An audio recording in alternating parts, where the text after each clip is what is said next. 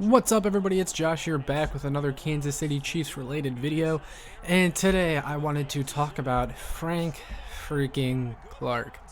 Why do I want to talk about Frank Clark? Well, I mean, let's be honest, he has been awful this year, and a lot of people, just before I talk about anything, a couple weeks back on my site, www.showmefootball.com, check it out if you haven't already, I wrote an article about how Frank Clark has disappointed this year, and if I asked the question, is there something wrong with him? Is there another mysterious injury or illness that he's not telling us about that he's going to use as an excuse for his play? Well, a lot of people came at me and they were like, how could you say that? Frank Clark is the beast. He's the best. He's the beast. He helped us win a Super Bowl. Okay, cool. But you can't deny the fact that he's been disappointing this year, and I was debating making this video, but after watching last night against the Oakland Raiders, gosh, I cannot get over saying Oakland, Las Vegas, after watching the Vegas Raiders game, I just, there was zero pass rush. We got 0 sacks last night, and Frank Clark was invisible. I had to double check this, but Demarcus Robinson actually had more tackles than Frank Clark last night, and the reason why was because there was that interception Mahomes had because Robinson ran the wrong route, and the dude intercepted it, so Robinson had to tackle him, but he still had more tackles than Frank Clark. I mean, plain and simple. And another reason I bring Frank Clark up is because, if you guys noticed last night, since the Chiefs were on Sunday Night Football, they do the whole, introduction thing or whatever with the players' pictures and whatever.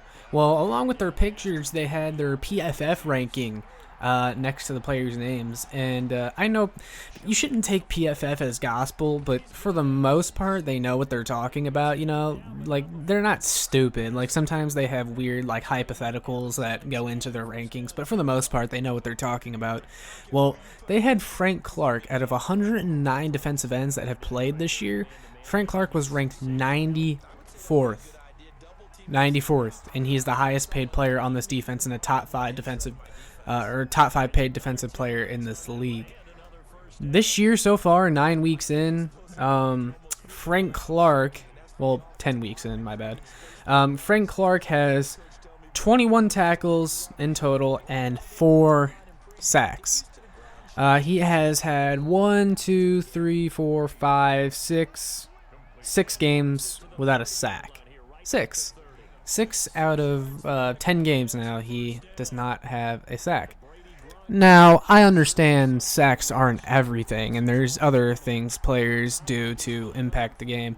Like, for example, the Texans game at the beginning of the year. Frank Clark didn't really, have much impact in the game, but what he did was he lived in the backfield. He would beat the tackle off the snap, but then he wouldn't really do anything after that, so it kind of affected how the QB played, but overall he didn't actually do anything. I can understand that, and then also, people love to say, well, his run defense.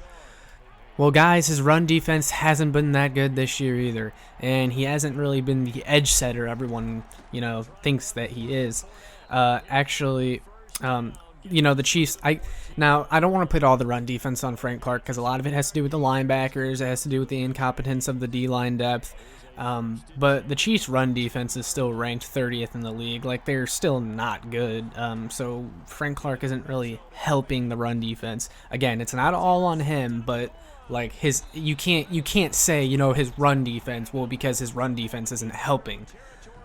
On top of that, Frank Clark also has a very low amount of pressures this year, and I can't find where in particular to find his pressure statistic, but I can tell you for one thing that in the game against the Jets, the worst team in the league, has not won a game. Frank Clark did not record a single pressure and got flattened by Mekhi Becton, the rookie left tackle. Seriously? This is what we're paying $100 million for. And I feel like a lot of fans are starting to come around on Frank Clark, and not in a good way. They're starting to realize, the stuff that I've been saying for a long time now. I thought we overpaid him from the start. I thought we gave up too much for him. I think he's been largely overrated. And people will try to tell you, whoa, what about his great postseason where he had 5 sacks and helped win the Super Bowl? Guys, that whole postseason run was kind of overrated to begin with. I don't want to take away sacks from the guy because you can't do that, but the only one that meant anything was the one at the end of the Super Bowl when the 49ers were in desperation. he had one in the Titans game. I mean, the game was over. It was a 2-possession game late in the fourth quarter. It was over. And then against the Texans, he had 1 sack that even affected the game. He had like another one again in garbage time. It was a 20-point lead with like a minute left. Like that whole postseason run was kind of overrated. And I get it. He helped win the Super Bowl. That's fine. He had a good postseason. But what has he done outside of that? He had a largely disappointing year last year, and he's been disappointing this year. In fact, he's been worse this year than he was last year. And that's saying a lot. Another excuse Chiefs fans will like to use when defending Frank Clark is, oh, well, he gets double teamed a lot. No, stop saying that. Because I've watched, he's not getting double teamed that much. Does he get double teamed every so often? Yeah, for sure. But I actually had this chart right in front of me, and it has double team rate among starting defensive ends versus how often they're beating the double team. Frank Clark is actually in the bottom third of double team rate in the league. Some notable names ahead of him: Robert Quinn, Nick Bosa, Joey Bosa, Jadeveon Clowney's even doubled more than him. Zadarius Smith, guys that aren't paid as much as Frank Clark. Even Matthew Judon has been double teamed a little bit more than him. But as far as beating the double team, Frank Clark, again, along the bottom third of double team win rate. Some names ahead of him, again, Judon, Bosa, both Bosas, DeMarcus Lawrence, Robert Quinn, TJ Watt. Like, guys, the double team argument's not cutting it anymore. It's just not. Frank Clark is on pace to finish the year with 27 tackles and 6 sacks. That's it. For $100 million. For reference, let's look at a former Chief that the Chiefs let go. Emmanuel Ogbah. Yeah, remember him? Yeah, he's been a beast this year. Vastly underpaid. 30 tackles in total. 8 sacks and 3 forced fumbles. That's insane. Emmanuel Ogbah, guys. The defensive end that the Chiefs let go that they acquired for Eric Murray last year. Chiefs should have kept him, plain and simple. They should have should have tried harder to keep Emmanuel Ogbah. Nah, I'm not sure how it would have worked out, but they should have tried harder to keep Emmanuel Ogbah because he's been a monster, and the Chiefs are hurting at defensive end. They are hurting in the pass rush. They needed someone like that.